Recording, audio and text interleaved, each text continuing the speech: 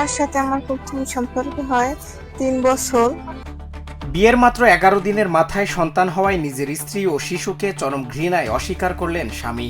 বিশ্বাসের ঘরে এক নিমিষে যেন অবিশ্বাসের তপ্ত আগুন লেগে গেল। যে হাতে কদিন আগে মেহেদির রঙে মেখে নতুন জীবনের স্বপ্ন দেখেছিলেন এক যুবক, আজ সেই হাত দিয়ে ঘৃণার সাথে ঠেলে দিলেন নিজের স্ত্রীকে।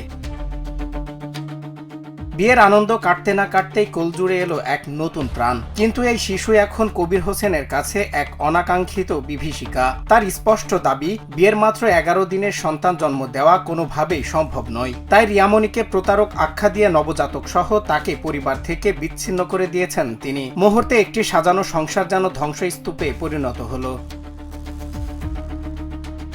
চাঞ্চল্যকর এই ঘটনাটি ঘটেছে পটুয়াখালীর গলাচিপা উপজেলার গোলখালী এলাকায়। নিভৃত এ জনপদে কবির ও রিয়ামণির বিয়েকে ঘিরে যে স্বপ্ন বোনা হয়েছিল তা এখন শুধুই এক অন্ধকার রহস্য। জানা যায় মাত্র কয়েকদিন আগেই পারিবারিকভাবে তাদের 4 হাত এক করে দেওয়া হয়েছিল।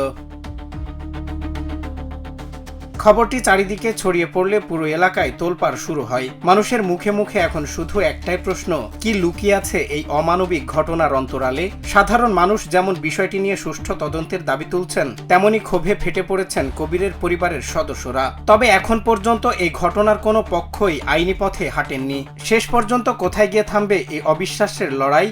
রিয়ামণি কি পারবেন তার নির্দোষিতার প্রমাণ দিতে, নাকি এক পরিচয়হীন ভবিষ্যৎ নিয়ে বড় হতে হবে এই নিষ্পাপ শিশুকে? বিশ্বাসের এই ভাঙা ঘর সত্য কি কোনোদিন জয়ী হবে, নাকি লোকলজ্জার আড়ালে চাপা পড়ে যাবে এই দীর্ঘশ্বাস? সজল বিশ্বাস, বাংলা টিভি।